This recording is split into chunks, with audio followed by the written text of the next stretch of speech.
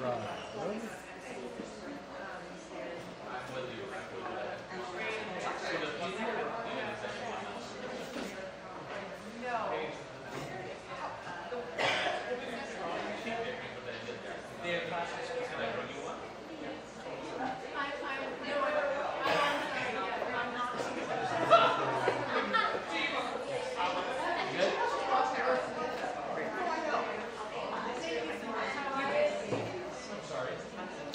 All right, good morning, everyone. Thank you all for being here. I'm Rabbi Andy Kahn. I think you all know that, but I figured I'd introduce myself anyway.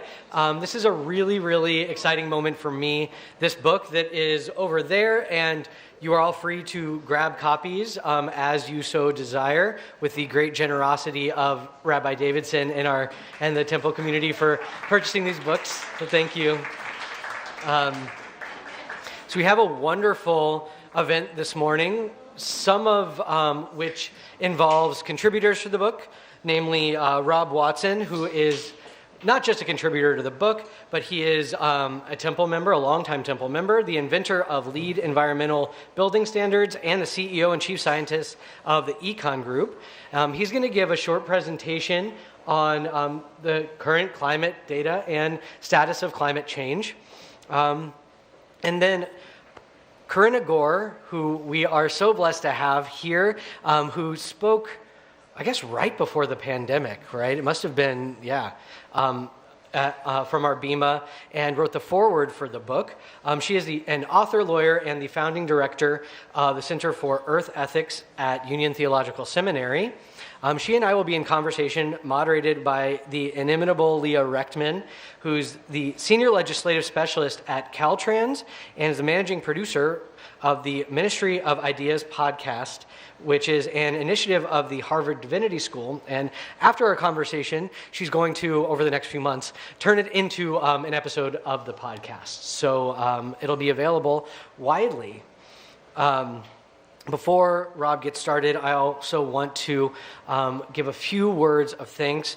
First, of course, to Rabbi Hera Person, who is here, who is is it CEO or CEO, right? Okay, of the Central Conference of American Rabbis, which means she's the head rabbi of the Reform Rabbinate, and was prior to that the director of the CCR Press, where I worked with her for many years. Now, Raphael Chaikin is the director of CCR Press. CCR Press has put this book together with me. It's been amazing to work with you all. Debbie Smilo as well is here and works indefatigably on these books, both editing and getting permissions and making sure that everything comes to fruition. And I also want to thank Peg Watson, who's here. Peg Watson, without you, this never would have happened. Peg is a force of nature. I don't mean that as a pun. She came in when I had started and wanted to get the synagogue more involved in environmental justice, and made the connection between Corinna and I initially. And because of that connection, I then, Corinna and I did a program with CCAR, and that led to this book. So thank you so much, Peg. Peg also happens to be, are you the president of the Green Schools Initiative? Is that the? Founder, excuse me. Founder and current director as well. Yes, of the Green Schools Initiative. And I hear 25 of the biggest school districts in the country have signed on to the Green Schools Initiative to green their schools, to make sure that schools are not contributing to climate change or climate destruction. And this... Mm-hmm. 10,000 schools in 100 countries. So she and Rob are partners in trying to save our planet and in raising Max, who is unfortunately not here today because he's at school in the UK. But without further ado, I do want to invite Rob to give his presentation on climate science. You can use the mouse to advance, to advance the slides. Okay, great. Thank you. Well, thank you all for coming out. I appreciate you all being inside on a beautiful Saturday. I'm going out to my garden in the Lower East Side after this to do a little soil therapy, which I think is always very helpful to do. Being inside and looking at flat screens all day, just being one with the soil and nature is a very important aspect. Put the mic up because you're a little bit taller than me. No worries. I've never been accused of being too quiet, so. And I guess, I think it's really, really important to understand something. On a very fundamental level, the planet does not need us. The planet does not revolve around us. The universe does not revolve around us, as we figured out about 700 years ago. We, in fact, as humanity, revolve around chemistry, biology, and physics. Okay, those are the laws of the planet, and they're very simple. You fit in, or you get kicked out. Easy peasy. And so what we need really as much as anything is an attitude adjustment. And I think this is very exciting. The way we think. One of my friends and mentors, Danella Meadows, who did the Club of Rome Limits to Growth series, counseled me that, and she has a fabulous essay called Leverage Points, How to Change Complex Systems. And the number one way to change things is to change the way we think. And that's the key thing that we're going to talk about all the data, all the science, everything like that. But at the end of the day, we have to change the way we think. And again, that's why it's so important that we're having this conversation. That's why this book is so important for moving us towards a mindset that recognizes where we are in the scheme of things. So I'm going to start. Okay, so, unless you've lived under a rock, you know that it's getting warmer. Okay, all the temperature sets tell us this. In fact, it's been 46 years since we've had a year that is, quote, colder than average. And in fact, last year was the 6th warmest temperature on Earth. We now have an El Nino brewing in the Pacific, and we are likely to see a record broken this year for global average temperature. So if we look at the temperature trends, again, it's a fairly clear trend. 9 of the 10 warmest years since we collected records occurred in the last 10 years. 9 of the 10 warmest years occurred in the last decade, and then number 10 was just a couple of years before that. Okay, so again, very, very clear trends, and we are seeing in particular massive warming in the northern climes, and that has very, very profound impacts. What we're learning from the geological record is that it's not just a slow frog in the pot warming, that there are actually fairly aggressive step functions that happen. It's going and then bam, a new equilibrium is reached very quickly. So all of a sudden, everything we thought we knew, changes, right? So I kind of, to me, it's like driving through the desert and you're coming into the mountains, and we're like driving in the rearview mirror because the desert road is nice and straight and everything like that. But we're going to get into the mountains, and all of a sudden, driving in the rearview mirror is not going to be as good a way to go anymore. And so, a lot of people say, well, how can you be, the models are imperfect. People love to lie with statistics about the various and sundry data sets. But if you look at both the atmospheric temperature and the ground temperature, and then you compare it with the models, and these are models of concentration of CO2 over time and what they believe the resulting temperature will be. Okay, so again, this is not perfect because the world is a fantastically complicated thing, and there are lots of feedbacks that we're still learning about. But we've been collecting data for a long time. The models are getting better and better at reflecting reality. But the main point is that there is very good correlation between the models and the observations. We just need to understand that models are not reality, but they help us understand what might happen. In fact, during the last administration, during rulemakings, they are required to sort of do certain kinds of projections about where temperatures should be in the 2040 to 2060 range. And all of the baseline assumptions when official administrative submissions for rulemakings and stuff like that, they had the baseline temperature up here in the 2 to 2.5 degree range. Just that's what's going to happen. That's what they were projecting.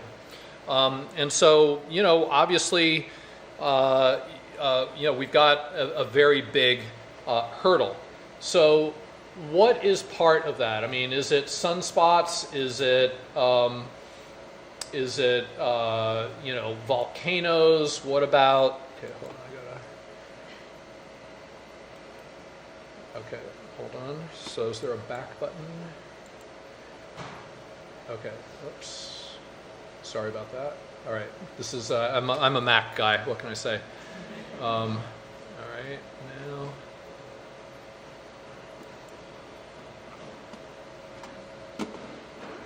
Okay, I can't get the mouse to move. Okay, hold on, there we go. All right, now I just have to get this thing to play. No. Okay.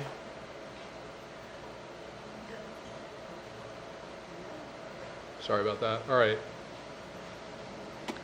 So Bloomberg did a very nice video. Okay, here we go. This is what happens when, this is sort of the typical for want of a nail scenario where I normally bring my dongle and I don't have it. Okay, so we're going to play this guy. And what we're going to see here are the various and sundry potential causes of warming, right? So we've got the and this is an uncertainty battle. So looking at solar. Sorry about this. Okay, so this is orbital changes, right? Some people say, well, the sun is farther and closer to the Earth, and that's what's causing the temperature rises we're seeing. But if you look at obviously there's a lot of uncertainty because, again, very complicated things. But, in that, that at the peak of that normal function, this is what the impact of orbital changes is. What do you guys think? Is it warming us, cooling us? What do you guys think? Kind of in the middle, right? Okay, so it's not orbital changes. And it's not that slight either.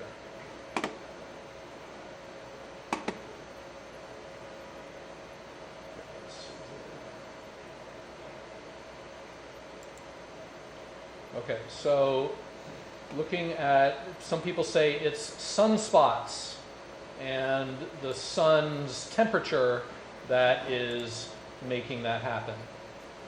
Sorry about that.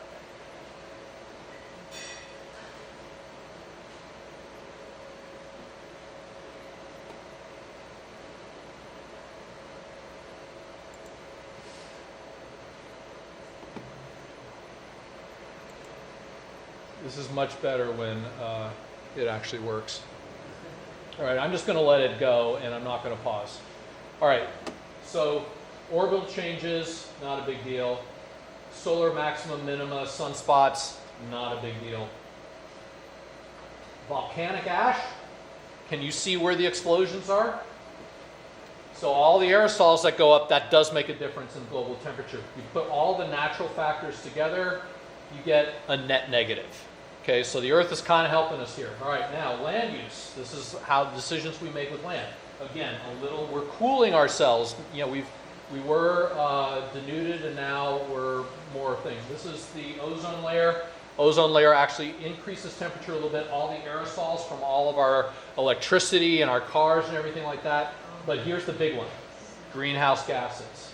Okay, and so when you combine all the man-made features, you get some negative from land use and aerosols, and a little bit of much more positive And what that does is that makes us pretty good. And then when we combine that with the natural factors, what we see, again, is very good agreement with the thing. So we know in the science community what's going on. This is not like we're throwing darts at a board. It's not like we're looking at some poll and saying, oh, we've got to, make our grant say this. This is based on research of thousands and thousands of scientists from every country around the world. Okay. Oops. Okay, so more canary in the coal mine observations. Glaciers, very good canary in the coal mine. I want you to sort of pay attention. You see that little extra dark spot there? Okay, watch what happens. Okay. In about a century, a little bit more than a century, you went from this to this. Okay? This is in Alaska. Similar thing. Alaska, you can pretty much see, lots of ice. Today, not so much. Okay? So the canaries are telling us that the planet on an average basis is warming. And some people say, oh, well, they've changed it from global warming to climate change. Well, we go to Florida because it's warmer, right? So global warming doesn't sound like a bad thing. In fact, it says, I could do without shoveling a little more winter, and it doesn't necessarily drive us to take action. Okay, so that's why that terminology was changed. Harkening back to Earth Day in 1971, okay, Walt Kelly basically said, we have met the enemy and he is us. Good news is that if we are the problem, we are also the solution. Okay? But I see a lot of analogies with the Titanic. Okay? I think SS business as usual hit the iceberg around the OPEC oil crisis. That was an inflection point where we could have chosen to follow one path versus another. And a lot did happen around then, but not enough. And we went back to business as usual. And we see a lot of the same reactions that we saw after the Titanic started going down. Many of the passengers did not believe that the ship was sinking and refused to board the lifeboats. Okay? You're in the middle of the North Atlantic on a big unsinkable ship, and you want me to get on that little tiny boat in the middle of freaking nowhere? No, thank you. Okay, that's the way a lot of us think right now. Okay? As a result, many of the lifeboats left half full. Okay? We even made coffee, so there was not much thought of danger. Okay, so the engineers on the boat didn't think there was a lot of danger. And we see this in a lot of the captains of industry. We see that a lot in our leaders, right? No worries, everything fine, sunspots, whatever. It's snowing, and I've got a snowball on the floor of Congress, and therefore global warming is a hoax. Right? But here's the kicker, right? Not until the last 5 minutes did the awful realization come that the end was at hand. Okay, and so this is the problem: is that nature bats last, she bats 1,000. We either pay attention or we get kicked out. A lot of us here are in middles of our career. We're not going to be on this planet much longer. But there's a young gentleman in the back who's going to be around a lot longer and end up seeing a lot of this stuff. I'm just curious, on a scale of 1 to 10, how freaked out are you about this? Scale of 6. Okay, good. Well, that's good. See, because despair is not really an option. Okay? Despair is not an option. And I'm going to talk about that in a minute. And that's good. I'm glad. Because it's through a stubborn belief in a positive future that we're going to save ourselves. If we give up hope, we do. Maybe some of you have seen the movie on Titanic. Ship's going down. People are stuffing themselves with lobsters, getting drunk, raping people just because it's their last hurrah, and they're going to take what they want before they go down, right? that's not a heroic action, right? We need heroic action to make this thing work. So we're going to play a game. It's called You Bet Your Species, and basically the subtitle is What If You're Wrong? Okay, so if global warming is a problem, humans take action. That's our matrix, right? So if global warming is a problem and humans take action, then all right, we might spend some money under our current stupid economic system, but we will save life as we know it. Okay, if we take action and global warming ends up not being a problem, then we've made the world better for nothing. And then if it is a problem and we don't take any action, well, that's you bet your species right there. And then there's always the small chance that we might dodge the bullet, that we don't do anything and it ends up being sunspots. But I wouldn't, as a betting man, put my money there. So what I want to talk about, what I want to lead into is the radical confidence piece of it. And basically, radical confidence is about heroic action. Heroic action happens when you do the right thing regardless of the odds or any personal benefit. Right? When you see a movie and the hero, what does the hero do? They do the right thing no matter what the odds, and that's why we watch the movie, and that's why we like people like that. Okay.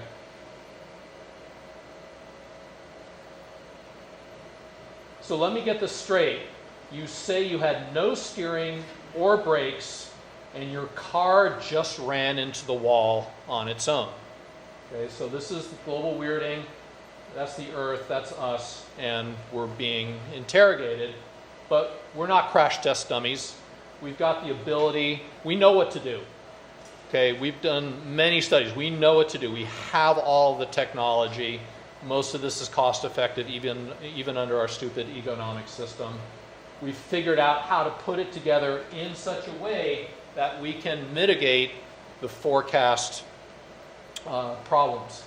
We also are in a period where technology is being absorbed faster than ever. So never before have we had the ability to create new ideas and disseminate them widely. We are in a crisis, but if we look at the Chinese word crisis, it's danger and opportunity.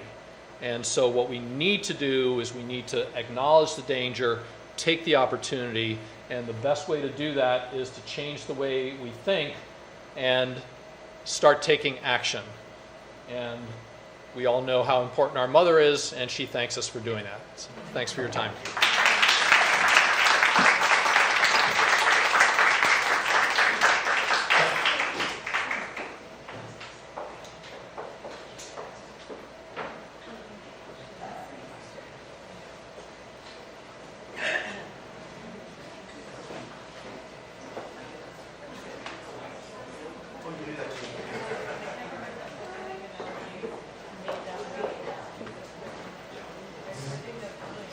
We're transitioning, so if you just came in and you want to grab food, feel free.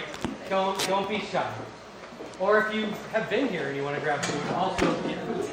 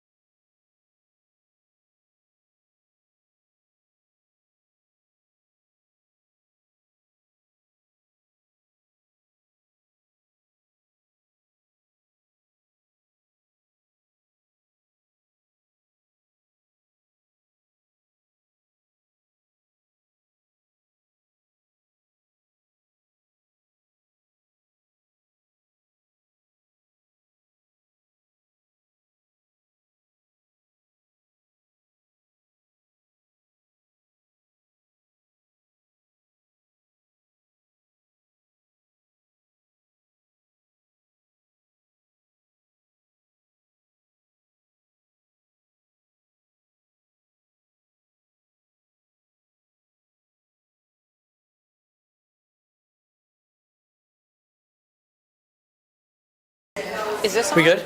Yeah. Is this on? Yeah, they're both on. It's not like doing anything.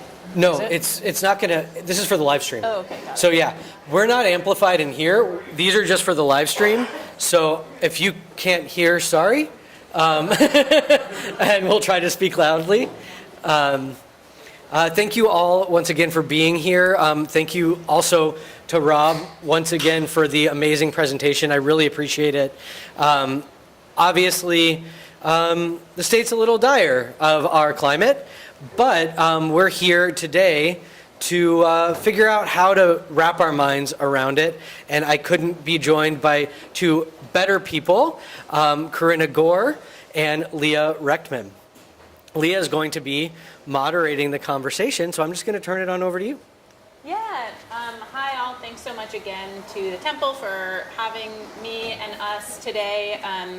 Want to sort of jump off from the Titanic point. I think by dint of the fact that we're all here in shul on a Saturday afternoon talking about climate change, we both know that the Titanic is sinking and also might want to be engaged a little bit in our Jewish communities in thinking about that. So let's kind of start there for both of you. I'm curious because often in the societal conversation, we talk about religion as an obstacle, religion as a problem, in religion being opposed to science. So let's just start at that very basic level. Do you see religion as an obstacle in confronting climate change, or as a possible solution? And can you say a little bit about that?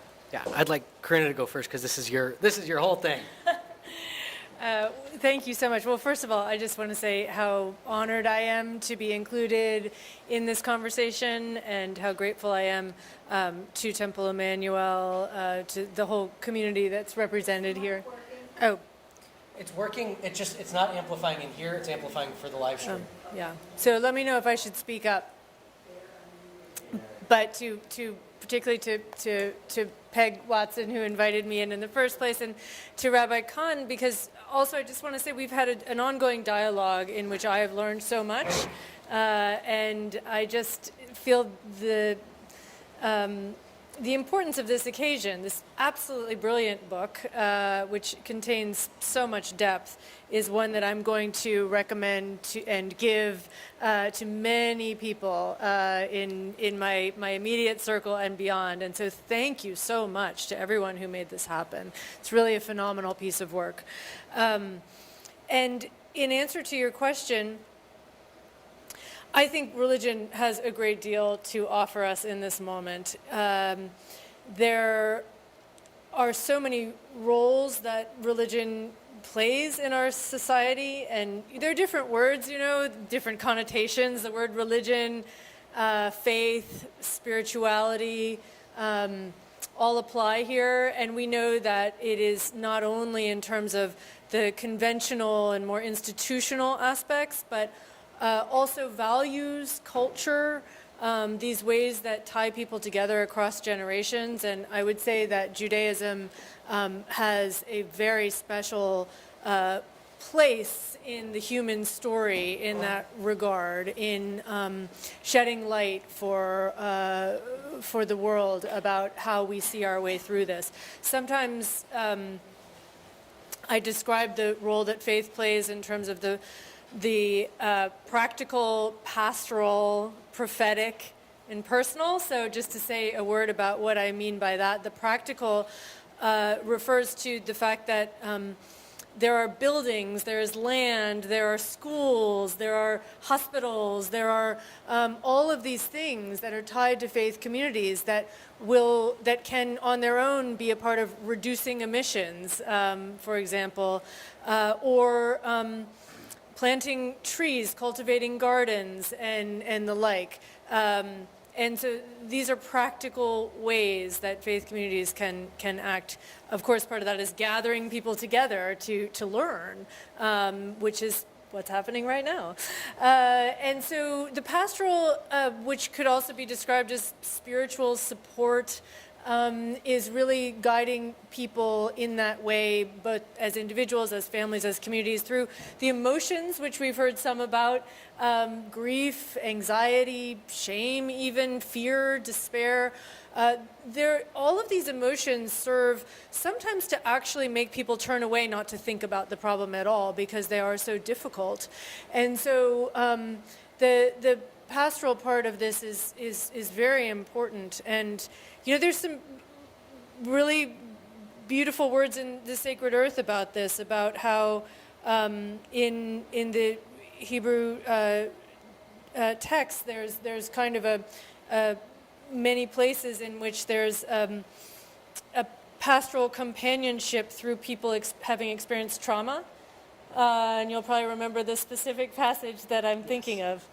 Yes. So I think that you're thinking probably about the piece on Jeremiah, Right. And the destruction of the temple.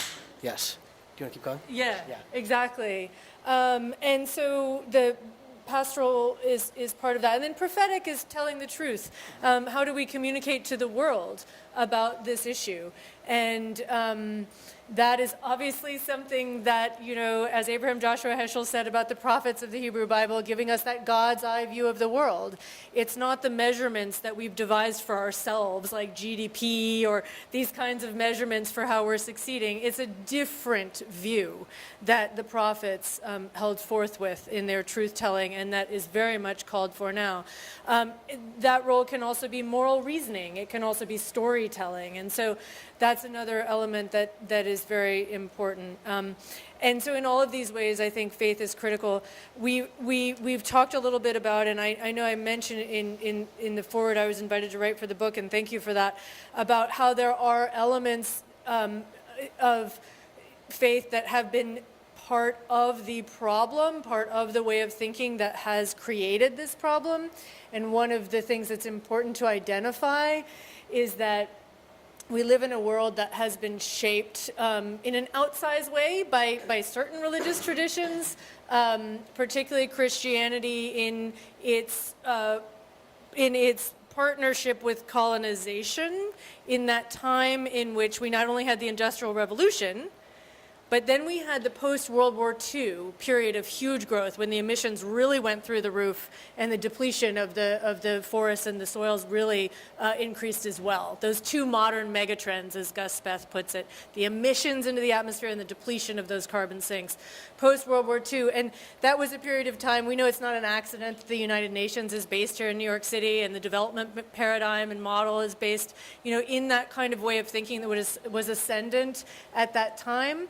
And so we have to look at what role did a certain interpretation of what Christianity calls the Old Testament, those concepts from the book of Genesis, of dominion in particular, Imago Dei, the way that they were interpreted was made things particularly amenable to environmental destruction.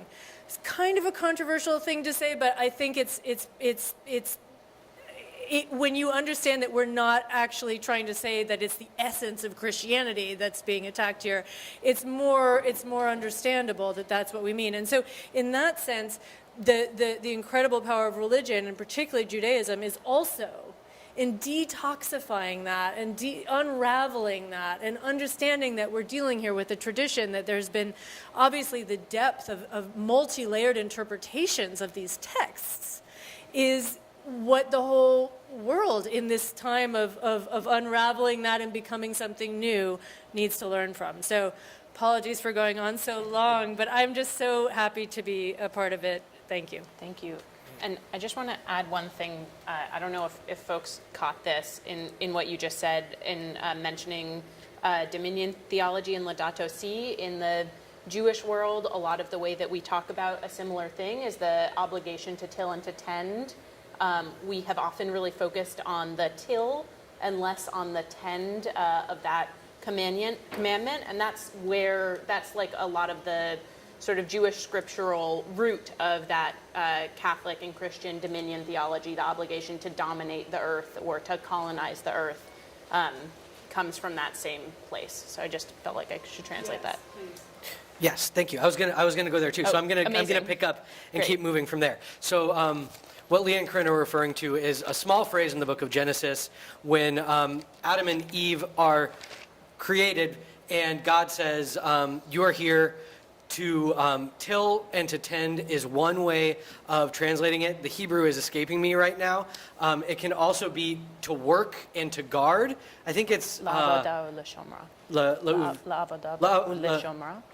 Is it la'avodah? Yeah. I don't know. Yeah. Is it? It's the two roots are avad and shamar, which mean to work and to guard. Avodah, the word avodah that usually gets translated as to work, is also the word that we use to describe what it means when we worship. It's the same word. It's the same word that was used in the ancient temple in Jerusalem for the sacrifices that were made, and it's the same word we use now when we talk about prayer. And so if we take that understanding of it and project it back into Genesis, obviously the relationship with the earth isn't just to like turn it into a tool. It is to work with it in a way that is both respectful and maybe even beyond respectful, loving, right? Like a big part of prayer is love. So, and then lishmor, to guard. I mean, I honestly don't even know how they got the translation they got. It literally, it's like the word you use for like someone that is like a bodyguard, like a shomer. So the idea that we would then be like given the opportunity or the command to despoil the earth is kind of absurd on the face of it. And yet, that is the interpretation that Western European kind of Enlightenment thought went with, and was the way in which Western European Enlightenment thought kind of validated both the, as Corinna was saying, the Industrial Revolution, which is to objectify the earth and to turn it into something that we had to subdue, and to validate the spread of the particular mode of engaging with the earth that was invented during the European Enlightenment via colonization. And Judaism, and particularly Reform Judaism, was also a product of the European Enlightenment. And so we adopted a whole lot of that, both because of the environment we were in was seeded with it. When we gained equality in these other and different Western European contexts, including America, which became a Western European context upon colonization, we benefited from it. And so we also had a great deal to gain by going along with that viewpoint. But just like everything in Judaism, there are so many different angles as to how you can interpret any one thing. And that's what really makes our tradition so beautiful and rich and perfect for this moment when it comes to engaging the environment. Because we can dig deep back into the text, as Corinna was saying, and find ourselves before the Enlightenment, and try to pull other pieces in, because we can't get rid of where we've been, nor should we feel shame or even guilt for it at this point, because that's not going to help us change things. What we can do is acknowledge where we are now, how we got here, and search the depths of our tradition and of our wisdom to find new ways to engage with the earth that will actually bring us out of the mess that we're in, which was kind of the point of this book. And there are all kinds of ways we can do it, one of which is what we're doing now. But the other is really using the realities that studying deep Jewish text presents us to rethink what it means to be Jewish altogether as part of what it means to re-engage our responsibility for the earth. Because along with that Western Enlightenment tradition that brought us the Industrial Revolution came the idea of Judaism, particularly as a religion, which was the beginning of the Reform movement. And we have continued to develop that idea throughout the past, I don't know, so Hera, when was the Pittsburgh platform? Do you know off the top of your head? It was 1898, something like that? 1885. Almost Rabbi Emma Dubin, thank you. Sorry to put you on the spot. So the first Pittsburgh platform was the first statement of Reform Judaism in America as to what it meant to be a Reformed Jew. And it said, Judaism is a religion. And we are co-religionists that are American, just like they didn't say it exactly like this, but this is what they were getting at. There are Catholics that are American, there are Lutherans that are American, there are Episcopalians that are American, and we are Jews that are American in the same way, shape, and form that those folks are American. This is just our religion. And when you plunge into Judaism and Jewish text, you know that that's like not actually true. Like, we are so much more than just a religion, and there are so many more aspects of what it means to be Jewish than just the things that we would call religion. And those places, rooting into those different modes of engaging with each other and other peoples, as not just religious difference, but cultural differences in which we can learn from each other's cultural differences and heritages, will give us the tools to share our different perspectives on what it means to be a part of this planet, which, again, a plug for the book, and will allow us to learn from our neighbors who are also not necessarily from the Western Enlightenment tradition, that have different modes of engaging with the planet as well, and that we can then re-engage those ideas into our own framework. And that, to me, is where religion, so to speak, can come in. That's really brilliant. Thank you. Yeah, there's a religious scholar named Talal Assad who talks about this breakdown between private belief and public reason, and that being like a very Christian notion, and I think a very Protestant notion, rather. Yeah. And I think that your point is really brilliant in thinking about where is the value of Judaism in particular in responding to climate change. Well, it's breaking down that notion, right? Like, if we're talking about climate change exclusively in the sphere of public reason, we're not going to get to what we need to get to, which is like private belief, private motivation, private understanding, human understanding. And to Karena's points in particular, I loved that the 4 Ps that you talked about. I've never heard that before. We'll leave the practical to Rob and Peggy for now. I don't think this is an infrastructure house of worship conversation for the moment. But the pastoral and the prophetic in particular are those forms of communal, private belief so-called in our sort of Protestant society that we really need to be drawing on. So I'd love to get from both of you, from the traditions that you're deeply enmeshed in, both at Union Theological Seminary and here in the Jewish tradition, where are you seeing theology in particular as a source of knowledge on climate change? And Rabbi Kahn, I'd love for you to talk about God. Sure. Okay. I'll talk about it. I love to talk about that. Do you want me to go first? Yeah. Okay. The challenge here will be getting me to not talk about God for too long. One of the primary theological points that I think is the most important as we're dealing with these enormous issues that Rob just went through is the reality of not knowing. I think, Rob, you did a yeoman's work on explaining some incredibly complex and difficult scientific pieces that I think that I probably took away 5% of it because I'm not a scientist, right? My brain doesn't necessarily do that. And so I think especially in, and this may be a particularly American thing. Let's pretend like it's a particularly American thing. I also think it's kind of a particularly male thing. To always need to be the expert in the room and to always understand everything and to be ashamed if you're I actually don't get it or I don't understand and I don't know is very normal in our culture. But that is very abnormal when it comes to Jewish theology. Jewish theology is actually, some of the most important theologians went the completely opposite route, right? Maimonides, the medieval scholar, scholar isn't enough of a word, the genius that really changed Judaism and continues, his impact still ripples throughout every aspect of Judaism today, created a negative theology. He said, we can't possibly say anything about God. We don't know, we are so limited and small in comparison to what God is, that we can't say anything about God. We can say perhaps what God is not, but all of these attempts to describe God, especially in the Torah, because you say that and then you look at the Torah and all the Torah is doing is describing God, right? He said the Torah speaks in the language of humanity.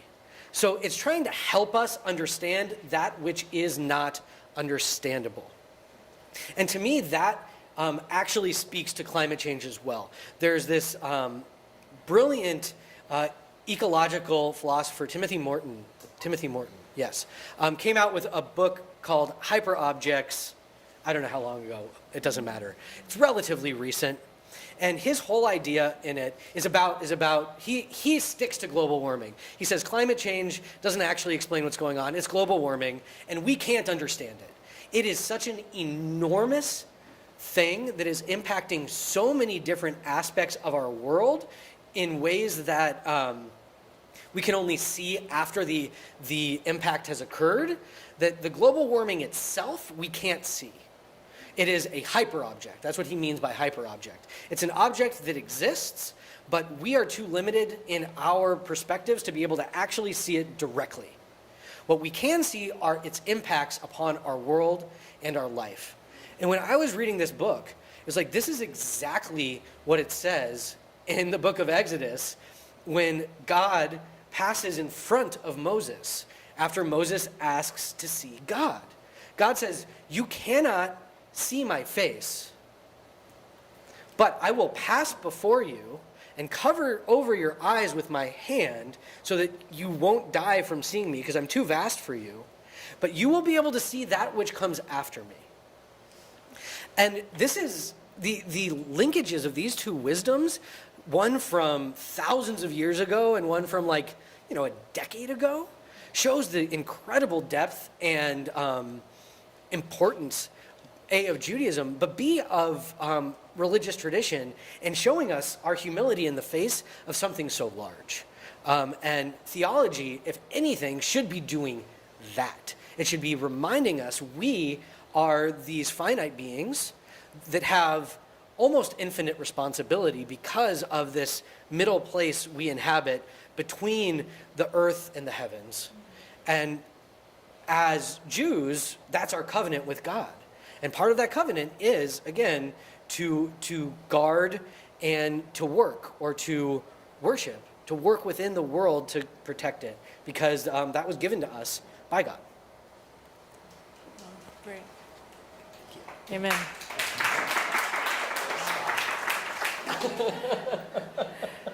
That was great. Thank you so much. I'm trying to think what to add here. Now, this is specifically on. Can you repeat the question? Yeah, and let me try and tailor it a little bit more. Yeah. So the question was sort of like, okay, I think we've all determined, sort of based on the assumptions I think that brought us into the room, that there's a space for religion or religion deconstructed faith and faith traditions in confronting climate change. My question was to get a little bit more specific, and with Rabbi Kahn it was sort of specific to how the Jewish tradition's thinking about God, but I would love to hear either from your own perspective or from sort of the wealth of traditions that you're encountering at UTS, at the Center for Earth Ethics, how you're seeing folks draw from theologies to confront or address climate change and some of the sort of conceptual problems of scientific data. Okay, thank you. That helps. I was actually thinking many things after your brilliant answer, Rabbi Kahn, and one of the things maybe I'll just respond to as a bridge is the point about that Timothy Morton makes about hyperobject, and I think is very important and provocative to me in one way, which is that in one specific way that I want to mention, which is that sometimes I feel that it is not as complicated as they want us to think it is, because there's a great deal of effort to obscure the level of cause in order to prevent us from acting on it. And so I'm not negating your point at all, or the hyperobject point, but it makes me think of something, which is that this is about truth and it's about power, and as I mentioned before, these two modern megatrends of the pollution and the depletion on the material plane, or what is causing this. And the pollution, the primary cause of the pollution is the burning of fossil fuels. And yet it hasn't been mentioned very clearly, for a long time in the climate processes. So, at the United Nations has this process, right? The Framework Convention on Climate Change, the International Panel on Climate Change is a scientific body. I know that Leah has been in Paris at the meeting where this all happens. And in some of these meetings, even though people know that is the main cause, they don't mention fossil fuels. Why is that? Because we all are so complicit in it in our daily lives. It feels impossible to extricate it. It makes, so it's very easy to kind of play on that. Like, who of us can get out and rail against fossil fuels and then go take a flight, and drive our car, and, our clothing is made from, it's just so part of our lives that fear of our own hypocrisy is really at play here. And the other thing is that there's an incredibly powerful industry that has a lot of money and a lot of legacy political power. And their business plan is to keep going. It's really shockingly the situation that we're in with that, right? And so it's not even the individuals, the people that work in these companies and corporations are... we can speculate on what keeps them doing that, but they're these forces of the corporate interest whose people it's their job to do it. So I wanted to mention that just because I feel like let me just back up and answer a little bit more straightforward answer to your question, and then I'll meet back there at the end, hopefully. And that is that.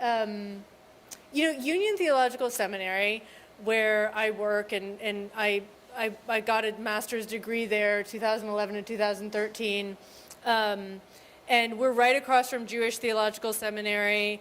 There is a long history of partnership and dialogue there, including with Abraham Joshua Heschel, who is such an incredible guide in this work and comes up a lot in this book. And Union is really animated by social gospel and liberation theologies. It is now increasingly interfaith. In addition to having JTS right across the street, we have a Buddhist studies program, the Thich Nhat Hanh Buddhist studies program. We have a professor of Islam. We also, at the Center for Earth Ethics, which I founded in 2015, we have a cornerstone program working with indigenous traditions and in various ways trying to learn from and honor and support those from indigenous communities and lifeways and spiritualities. But the core animating principle there really is that social gospel and liberation theologies, and the kind of gold standard is the civil rights movement of where faith made a difference in social change. And so I know in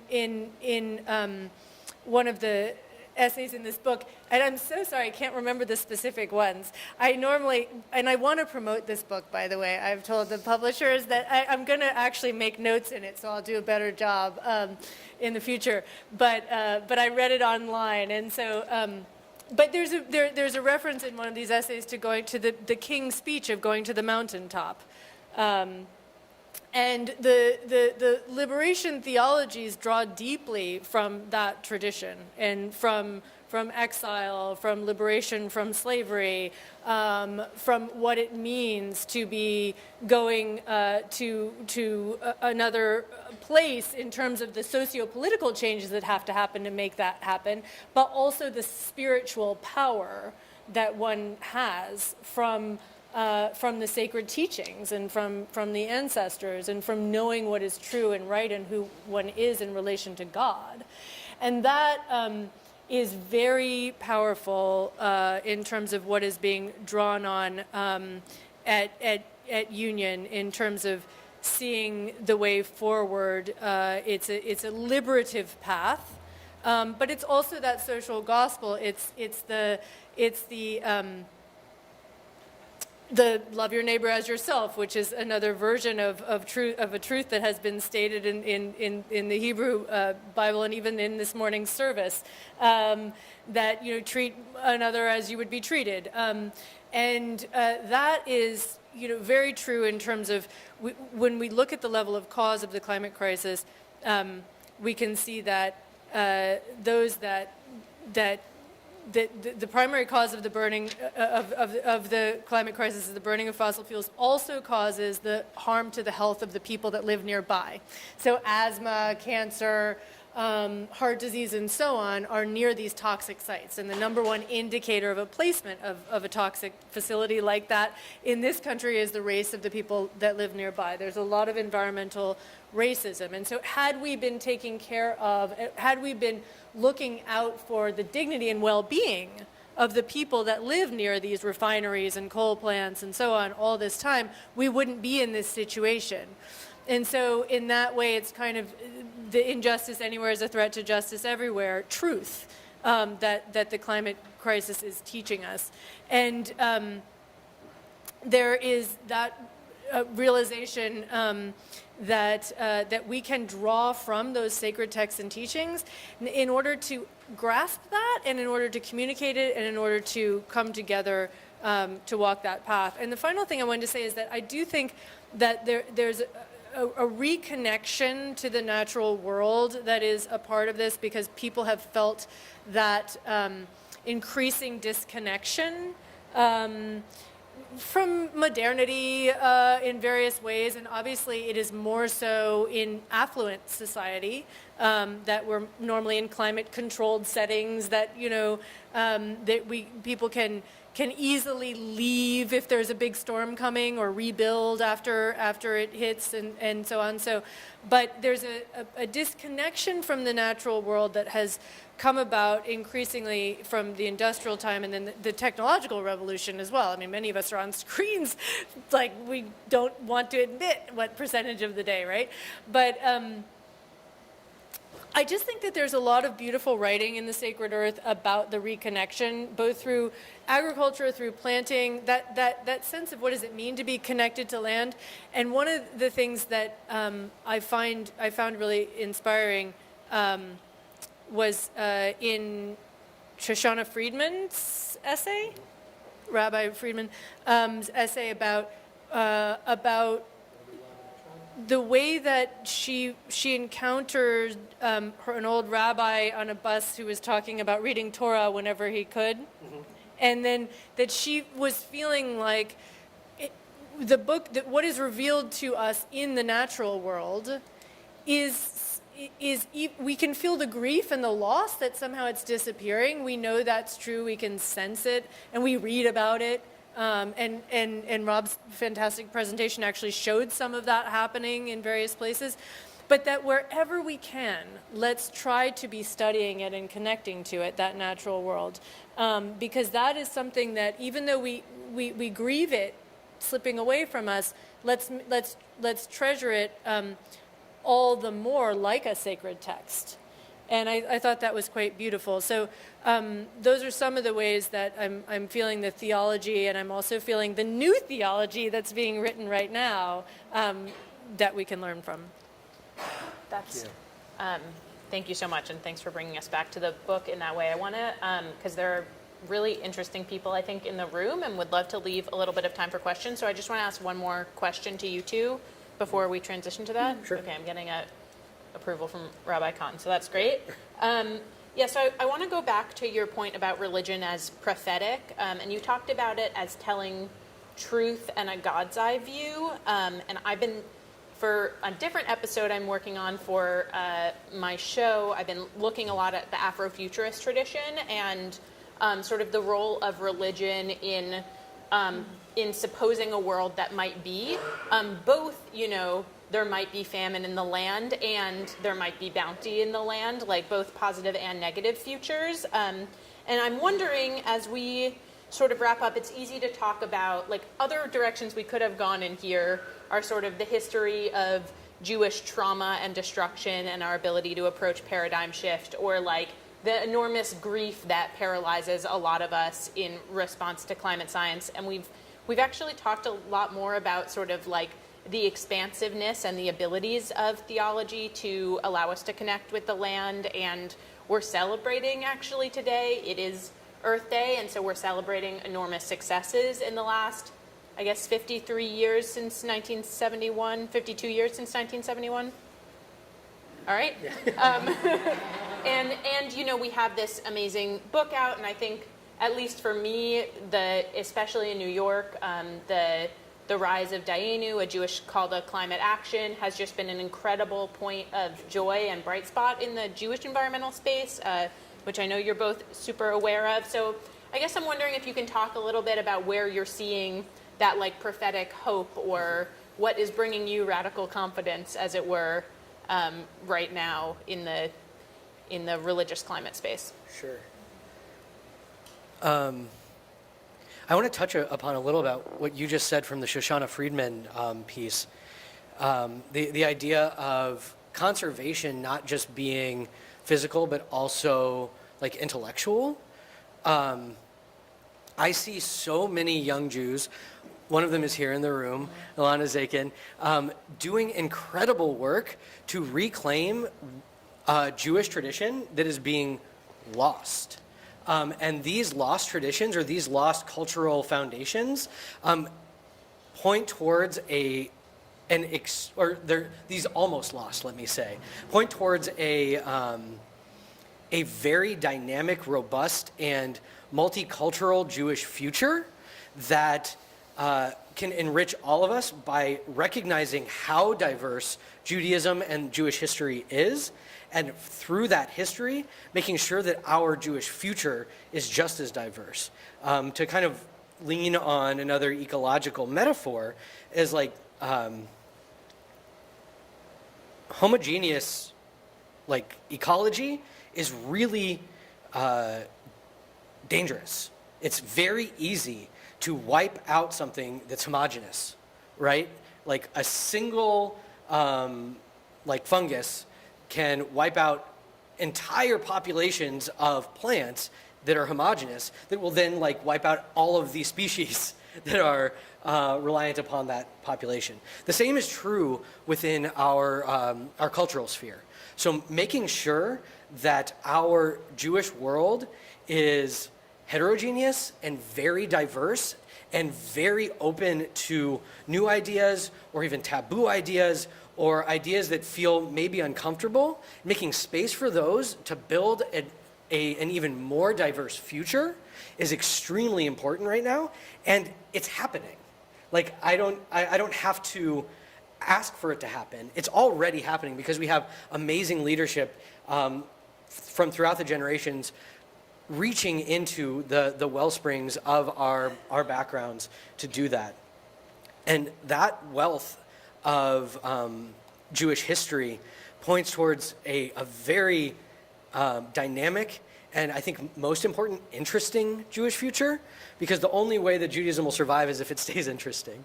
And we're keeping it interesting by making sure that we don't lose our heterogeneous past to a homogeneous future. Thank you. And thank you for these great questions, Leah. I appreciate you've put some things on the table that we won't go into at length. But that's just my personal grief that we can't talk about this for hours and hours. But we can listen to your podcast. Yes. You can, yeah. And tell us what it's called. And where the podcast is called Ministry of Ideas. It's part of Harvard Divinity School. It's funded by the Templeton Foundation, and we are putting out a whole season right now on intersections of religion and climate change that look at intersections of religion and science. That was a Freudian slippage on my part, where we look at incidents where religion and science require each other in the pursuit of truth. Yep.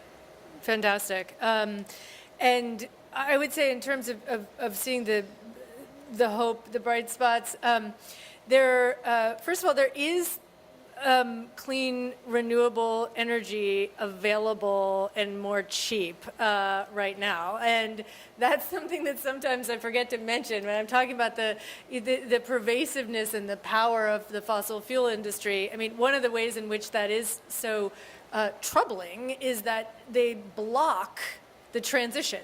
So through lobbying and through donations to elected officials, right? So we do have to understand that and act on it. And the hope is that we have, and thank you to Rob for his work, which is relevant to this. We do have what we need technologically to make this transition to the clean renewable energy. Quick theological concept of structural evil, which comes from a graduate of Union. I mean, it's been talked about in various ways, of course, but Cynthia Mo-Labeda was drawing on the work of Dietrich Bonhoeffer when she talked about resisting structural evil and the different characteristics of structural evil. And one of them is that it easily masquerades as good, which I thought was so insightful, because a lot of times when we're wondering, why don't we make this transition? Why can't we go ahead and get the whole economy? It's because it hides behind things like, yeah, but we can't cancel that fossil fuel project because there's jobs, and we can't do, because we need economic growth, so we need to reduce energy poverty. That's why we have to okay, so those are things that we have to interrogate. Because it's a structural evil. It's hiding behind something, because that's not necessarily true when we have the alternatives. So just to say that I have hope, because so much of this is coming to light, and I think theology matters to this. I think it has been part of the problem in terms of encouraging certain human behaviors, and it absolutely has the way out. And I think faith communities very much matter to it. So I'm just quite grateful to be a part of this conversation, and honored and blessed, really, to be in community in this very wonderful, deep Jewish community on Earth Day. And as you said, this is a celebration of actually a shift in perception that happened in the early 70s, which was a wave in which people have their different reasons for it. One reason was that we saw the photo of the Earth from outer space, which in essays in this book is described as perhaps being even a religious icon. Who said that? Zalman Schachter Shlomi, one of the greatest rabbis of the 20th and 21st century. Yeah. And that happened shortly before that, in the late 60s. And so Earth Day was a moment of awareness that we're on this living being, perhaps, certainly common home, that we are all dependent on the health of the biosphere for all of our lives and those of our children.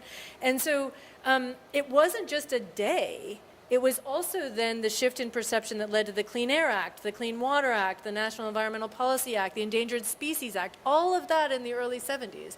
And since then, we've been trying to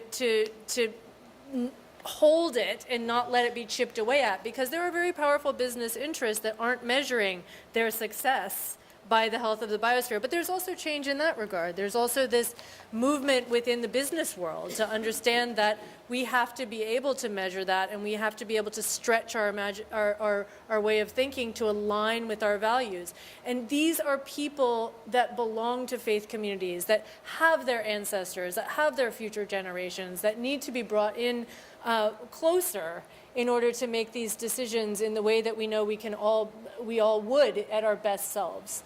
So thank you so much for this beautiful piece of work and for all that you're doing. And I'm excited for this Jewish Climate Summit tomorrow, which I'll be attending. And thank you. Awesome. Thanks.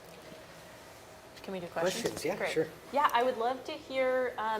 Thank you again all for being here so much. And I actually want to say one thing before we go to questions, please. which is I recognize we've gone very far over time, and don't feel like bad if you have to leave. Like, don't feel like anyone's going to judge you. Like, we're over time. If you have to leave, leave. But please don't if you don't have to. Great. Maybe let's wrap in like 10. Sure. Great. Yeah. Let's take like 2 or 3 questions, if there are any. I know we've talked about a lot. Would love to hear from folks in the room with any thoughts. Yeah. Hi, thank you so much. Jolie Schwab. I'm actually one of the organizers of the summit tomorrow. And I wonder if you just talk a little bit about activism. You could have gone in lots of directions in dealing with climate, but you're at Union Theological Seminary, and I'm wondering if you could talk a bit about why it might be really powerful for people to come at these problems from faith perspectives in terms of activism. That's a great question. So, the question's about activism, and activism can take many forms, of course. A lot of times, we think of people holding signs and protesting. We think of nonviolent civil disobedience. I've done all of that. We think of, but it's also writing letters and making calls to elected officials or to asking candidates and officials in town halls. And all of these things matter a lot, actually. I mean, sometimes it's surprising to think about that, it really does matter when somebody is sitting in their legislative office, how many calls they get on something, but it does. And in terms of why doing that through a faith perspective and lens is important, I think it is in part because we live in a time that is so polarized. There's a lot of polarization and confusion and misunderstanding about what people are saying on different sides of issues. And if the way in which one communicates and behaves in this conversation, I think is critical to the potential to us to actually heal and break through. And so one of the ways that that faith can make a difference is by grounding people in that those deepest values, and also looking to the lineage that we have in not so long ago of the civil rights movement, when people came together and there were faith leaders, and Rabbi Heschel was with Dr. King, and there were people who demonstrated activism in a way that invited people to a sort of higher frequency of dignity and belonging, and sort of invited people in. I did one act of nonviolent civil disobedience in the course of this work, and the one that I did was and actually Shoshana Friedman was there. Yeah, Rabbi Friedman was there. It was in West Roxbury, Massachusetts, and it was about a fracked gas pipeline, and it's not like the reason that this was the one that I wanted to do was that one pipeline, if we stopped it, was going to be the thing that stopped climate change. It's that we all know, and this is where your hyper-object does come into play, we all know that there are so many pieces of this. But if you can find that moment where it seems to be the metaphysics of your role that you're called to seem to make sense, I think it has exponential power in ways we can't understand. So for this, and I'm sorry to go on so long, just real quick. So basically, the pipeline trench was evocative of images that people had seen of mass graves that were dug in Pakistan. That for the people that had died, thousands died from heat waves in Pakistan. The heat has gotten worse there, and then Pakistan was underwater like 60 just last year, right? So that's one of the places where they contribute the least to the emissions and have the most impact. So anyway, we laid in the trenches to sort of try to draw the connection between the systems that are in play in this part of the world, and beforehand there were eulogies that were delivered, including by Rabbi Shoshana, about and not just this one, but the general connections. And there's also a commitment to nonviolent being more than just not being armed. It's also demonstrating peaceably how one is. I believe it should include not damage to property when it happens, for example. But in any event, these are all ways in which I think faith can ground us in depolarizing people, bringing us together, and making it the activism express the means and the ends come together in what we're doing. Thank you. I just want to add a little bit onto that because I think there is the issue of exhaustion. There's so many issues that we all want to see change. There's so many things that we want to push and that we deeply care about, but like we're all limited creatures, right? And most often the things that will ignite people to continued action are things that have a face on them. If you have a very specific thing that you're seeing happen in front of you regularly that you want to change, you are significantly more likely to stick with pushing for that change than you are if you don't. Like, it's just basic human psychology.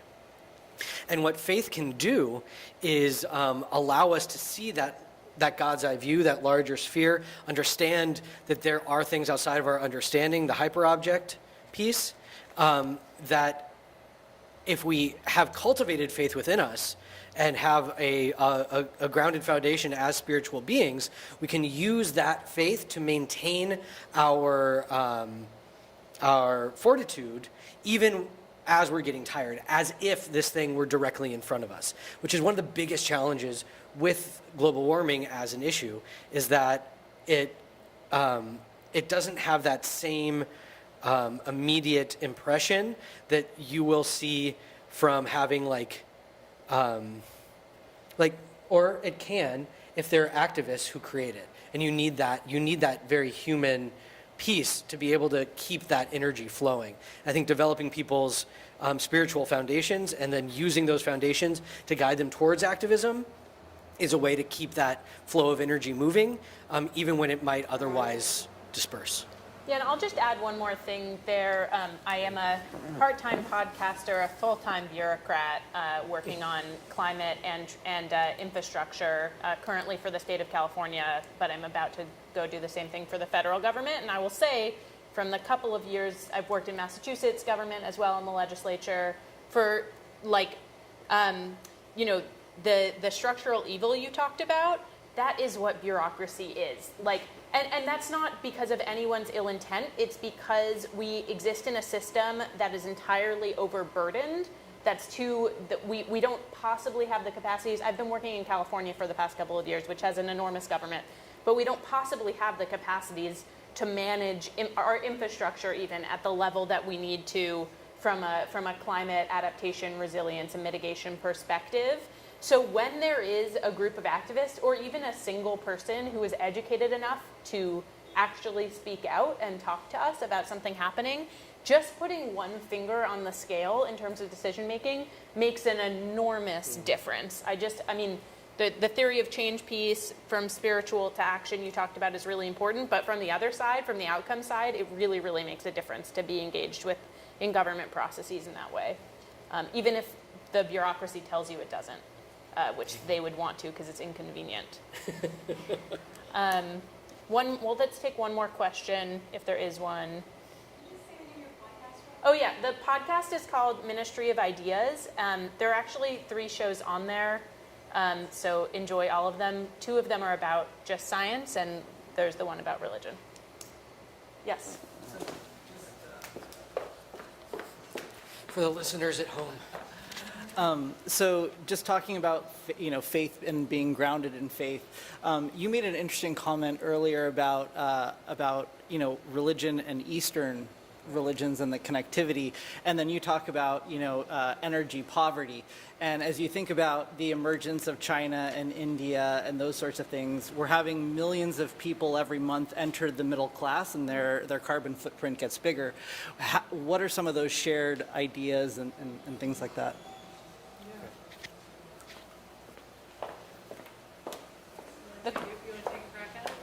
I can try.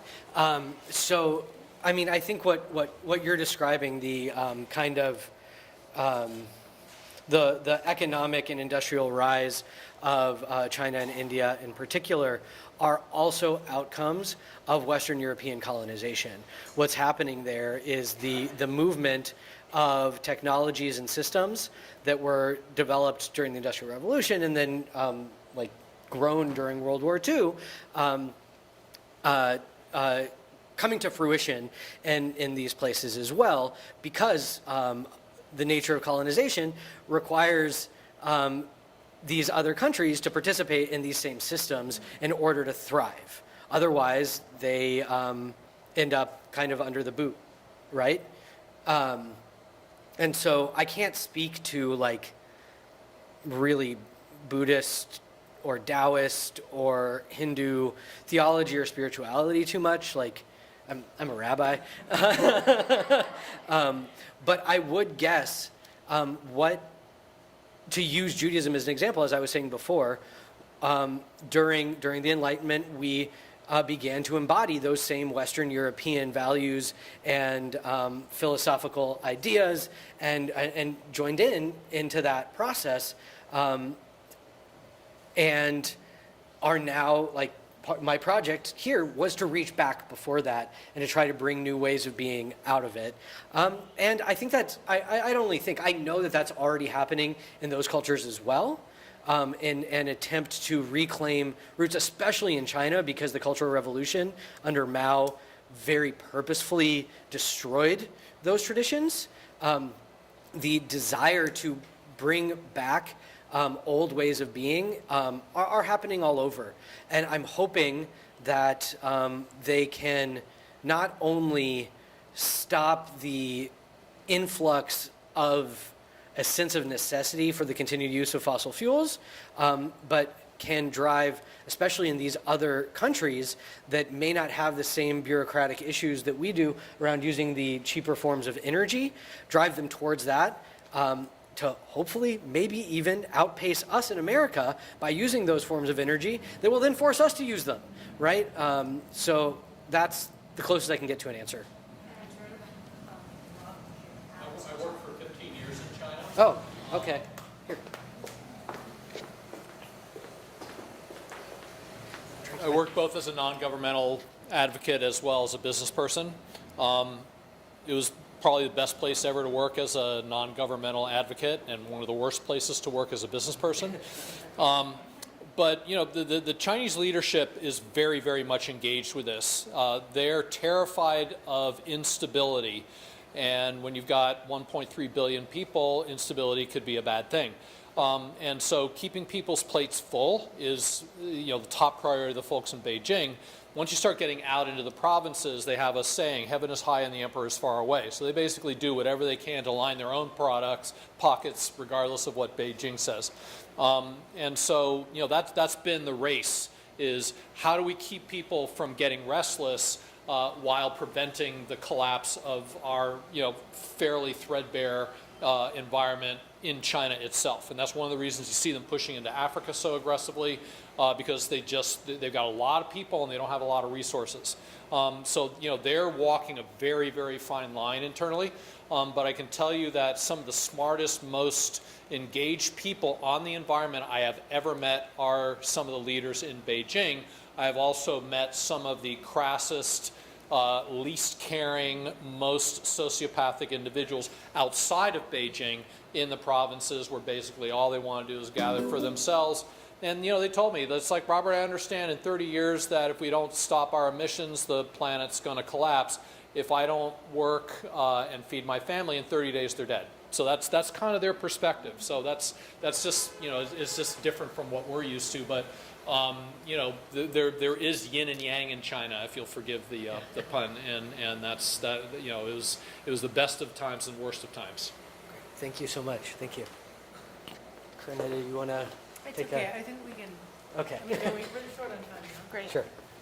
Well, thank you, Rob, for that and your earlier presentation. Thank you to you two and Rabbi Khan for inviting me. I don't know if you want to wrap more in a different way than I. Okay. No. Thank you, everyone, for being here. Yeah, Thank you, Leah. this has been Thank you, great. Corinna. Thank you to everyone online for watching. This has been wonderful. If you are here and you have not yet grabbed a copy of the book, please feel free to. If you are online and want a copy of the book, you can pre-order it at sacredearth.ccarpress.org.